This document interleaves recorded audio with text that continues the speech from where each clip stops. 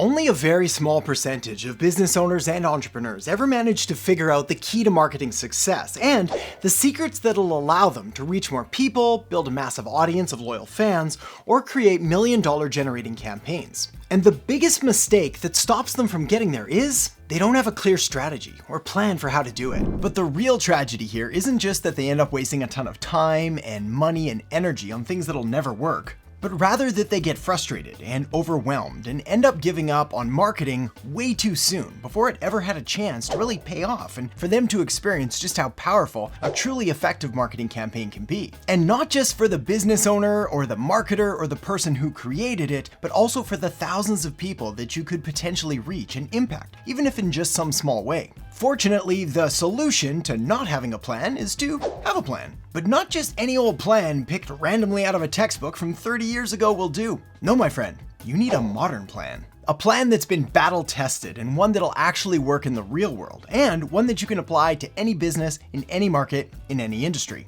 So let me walk you through my marketing master plan framework now, so you'll always know what to do next. Also, a big thank you to this video's sponsor, ManyPixels, but more on that later. The first step is the model. This is the what, as in, what am I going to offer my market?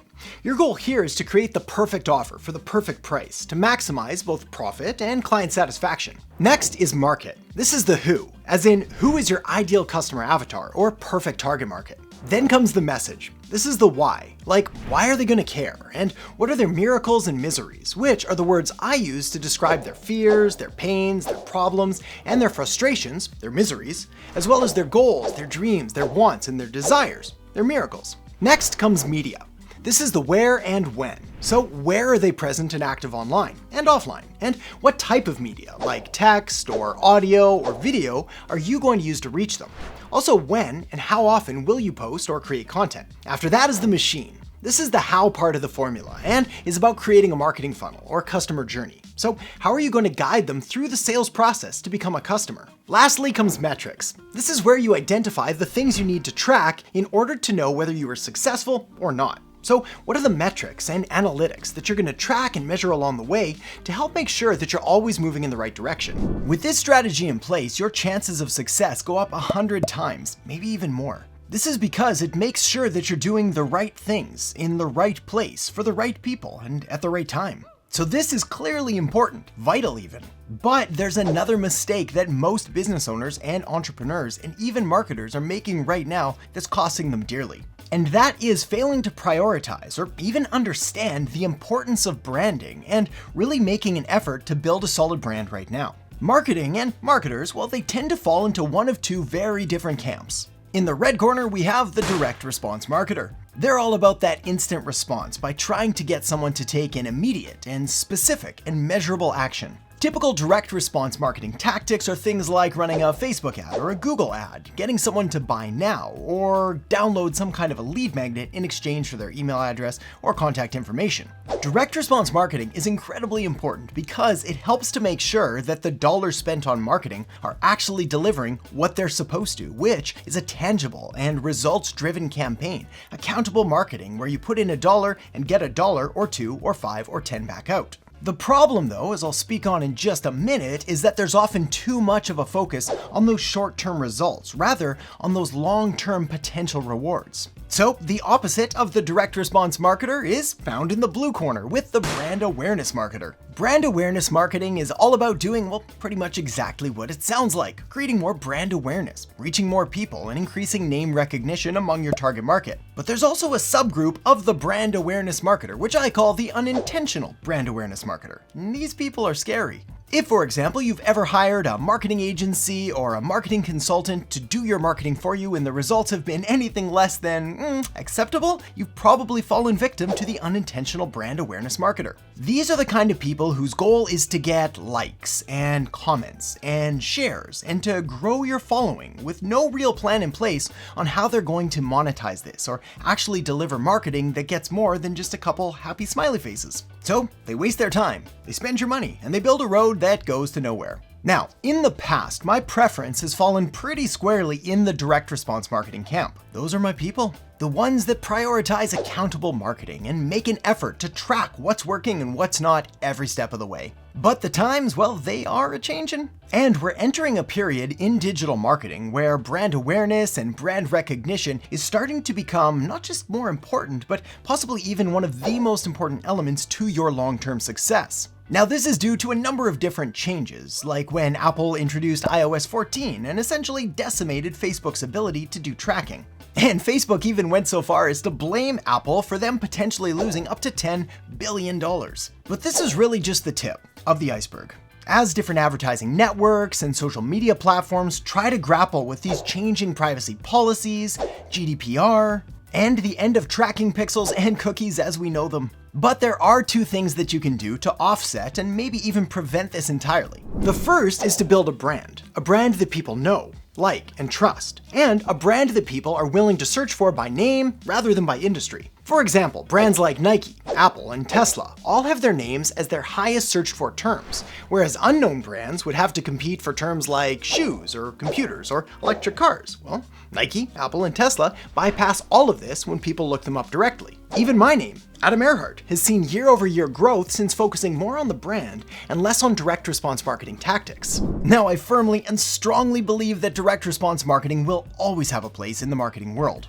But if you're not actively trying to build a brand, then at best you're leaving a few dollars on the table, and at worst, you're putting your business at serious risk of becoming obsolete over the next few years. Building a brand is how you become less reliant on different platforms by building an asset that you own and control. I've got more for you on that in just a second, but first a real quick message from this video's sponsor, ManyPixels. ManyPixels is an on-demand graphic and web design service that gives you access to amazing designers so you can save time and money by outsourcing your routine design tasks. Need some social media graphics created?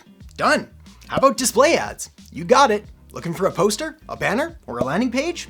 ManyPixels has got you covered. Trusted by over 2,000 small businesses, agencies, and marketers, ManyPixels is a cost-effective way to get high-quality designs with unlimited revisions and no contracts. So make sure to check them out today by clicking the link in the descriptions below this video. And when you use the code ADAM30 at checkout, you'll also get 30% off your first month. All right, now let's talk about the next mistake, which is not having the right kind of media in your mix. Specifically focusing too much on paid and social media and not enough on owned and earned. When most people think of marketing, and specifically digital marketing, they usually think of some kind of advertising like a Facebook ad or a Google ad, and some kind of a social media platform. But these are only two parts of the puzzle, and the model we use to describe this is known as PESO, which stands for paid, earned, shared, and owned. So let me break those down now.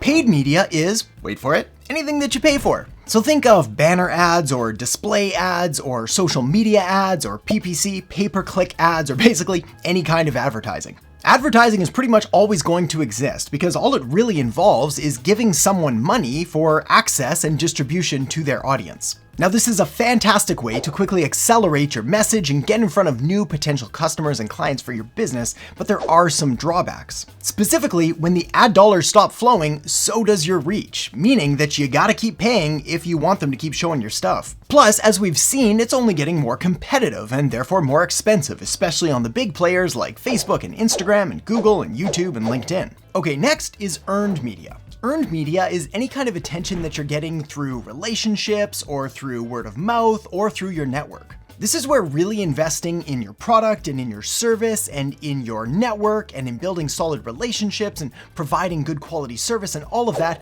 will pay off massively. Essentially, all the things that involve what people think of when they think of your brand. Now, admittedly, this is hard to do, and it's even harder to track, which explains why so few people go down this road. But it's not something you want to ignore. So make sure to invest in earned media. Okay, next, shared media. Shared media is organic social media as well as your community or any partnerships that you have. Now, shared media is incredibly valuable, but it's kind of like building your house on rented land. For example, if your entire business relies on one single social media platform, and then that platform decides to dramatically change their algorithm, well, they could technically just wipe you out overnight. Facebook.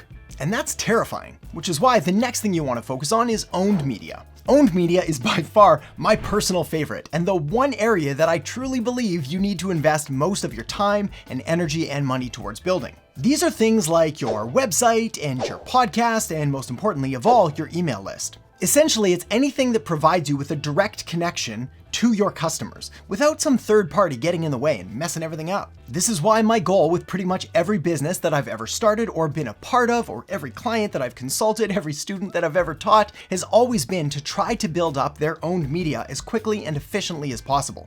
And one of the best ways to get more paid and earned and shared and own traffic and media attention to your business is to use marketing storytelling to build your brand. So to help you craft truly effective marketing stories that build your brand and sell your products and services, I've put together a video right here on exactly that. So make sure to check it out now, and I'll see you in the next video. The first stage is all about the ordinary world. This is where we first get introduced to the hero of the story. There's no journey yet, nothing's happened. We're basically just getting an introduction to the hero and to their ordinary